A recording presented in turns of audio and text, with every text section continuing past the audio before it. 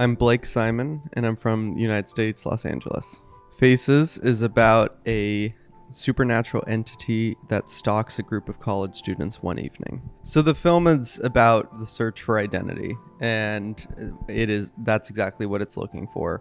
But the part that I think you're getting about, which you're correct about, is that it doesn't know what is going to make it satisfied or fulfilled. I think much like many of us when we are going about our own journeys, or the way we think something will satisfy us, and often that's very temporary or momentary. I think we're all looking for the things that will make us truly ourselves, and many of us have found it and others are still searching, but I think that journey everyone goes through, sometimes in very big ways and sometimes in very small ways.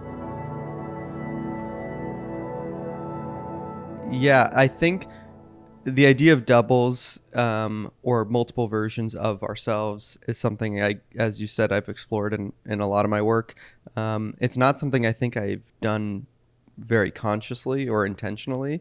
I think it's something I've noticed in retrospect. I don't know why, actually, other than to say I think I've always been less afraid of, slashers and the killers with a knife type thing, and more afraid of what we don't understand and what we can't see. And I think a lot of that often comes from inside ourselves and the darker parts of ourselves that maybe we don't understand. And I suppose that has drawn me to these different works that all have to do with doubles or multiple versions of someone, seeing the dark side of a happy face, what's happening on the inside of that person, to me is very interesting, also very disarming, because when you're dealing with multiple versions of someone, whether literally or figuratively, you don't really know how to handle that. You don't know what the weakness is or how to get out alive necessarily, because it's something we don't fully comprehend. And to me, that's very interesting. And then with Faces in particular, it just came about after me experiencing and seeing in my own life, even friends, many on that search for identity, and which is an amazing thing that, I think society often, we're very empowered and supportive of that. But I was seeing something that was, I guess you could say, the darker side of that, which was until people get where they're going, often there's a lot of trial, and not everything we try is going to fulfill us or feel correct, which is totally part of the process. However, I was witnessing this and seeing people put on a happy face when there was clearly something deeper going on and that nobody was talking about. And to me, that was very unsettling and something I wanted to explore. And Faces is kind of the embodiment of that search and that fear and that lack of clarity that comes with that. So our DOP cinematographer, Andy Franczak, is incredible. This was our second film together. He did Red Velvet as well. Both Faces and Red Velvet were the same camera and same lenses. Some of what we did with the lenses was different, but the camera was an Arri Amira. It's basically the same sensor as the Alexa, but the body's a little bit different. It's a little bit larger body, which he preferred working with. And then the choice of lenses was Zeiss Super Speeds, which are kind of classic, a little bit older. What I really like about them is that they are not perfect and they're not the sharpest, clearest lens. They're a little more smudgy or kind of almost abstract in a way that one thing Andy and I were chasing with both films, but even more with Faces, was the imperfection, something that felt a little older. We wanted the film to feel almost out of time. It takes place modern day, but it feels almost like it could be the 80s or, almost whenever. And often stylistically, we drew from some of those classic 80s horrors. And then with the Amira, the choice of that was just the color palette. I often don't care that much about shooting the highest resolution, 5K, 6K, 8K. To me, what's more interesting is the texture and the feeling. And so that's why we chose that.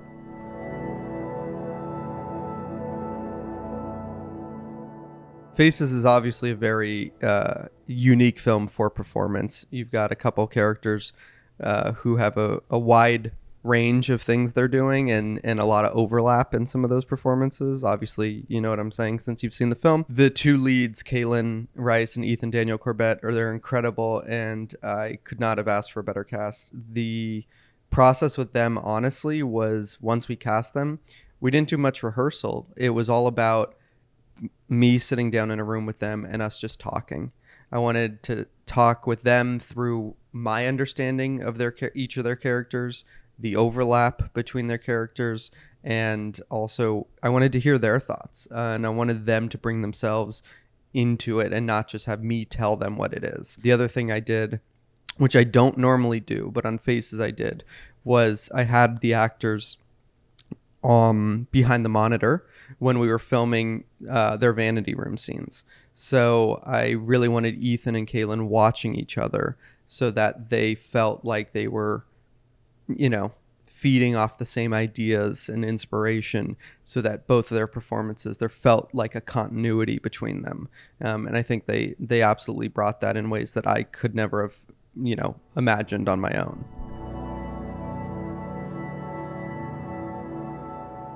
I started making my first short films probably when I was 14 or 15. But the passion to want to make films and movies came when I was 10 or 11. It was with Star Wars.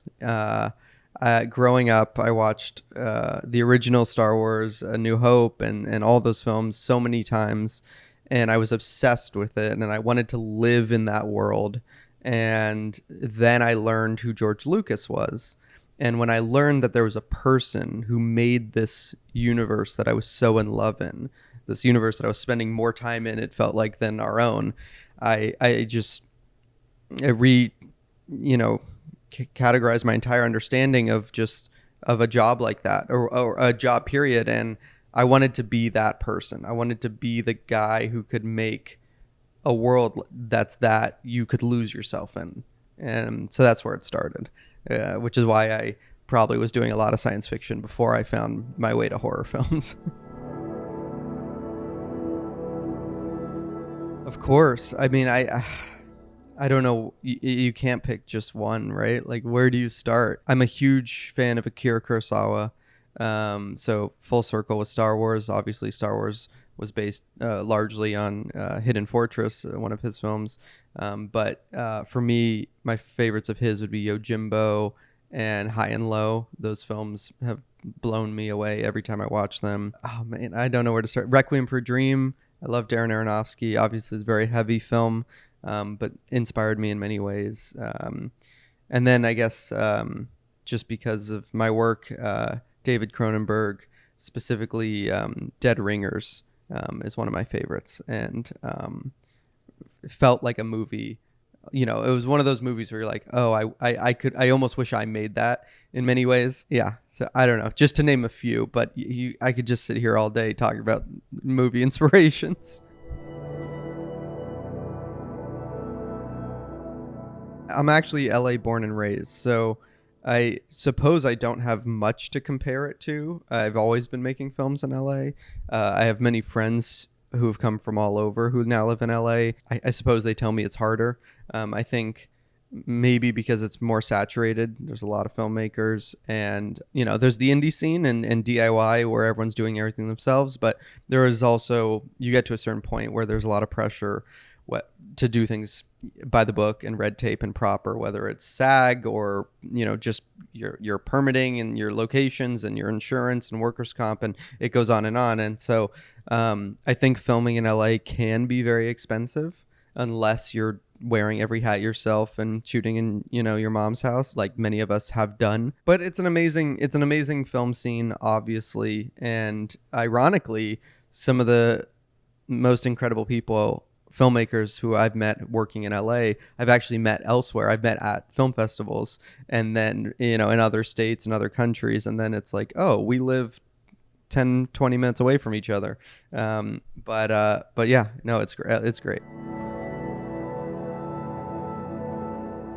So I've made many short films, and I've written many feature films. They've always been separate. They've never been connected to each other, as perhaps they should be. But I just always was inspired to go different I'd have an idea for a short, I'd go make the short. I'd have an idea that was clearly a feature, I'd make the feature. I didn't really do the proof of concept thing because so often, even the very good ones, often are a scene from a larger narrative, which to me, I always struggled to wrap my head around how I could get so inspired and excited to execute a particular moment, because when I make a short, often I want a beginning, a middle, and an end. I want a full story, and an arc, a narrative that I feel satisfied. Faces was my first short film that I made, where upon finishing the film, beginning, middle, and end, etc., but upon finishing it, it was immediately clear to me that there was so much more story here to be told and so much more of this world worth exploring. And I'd never felt that with any of my short films, even ones that I was very proud of. It was always very definitively concluded, except for Faces. And so we finished the film, and I'm actively developing the feature film of Faces, which will be my first feature, and hopefully shoot in hopefully next year. Fingers crossed. Thank you for having me. It's been a pleasure.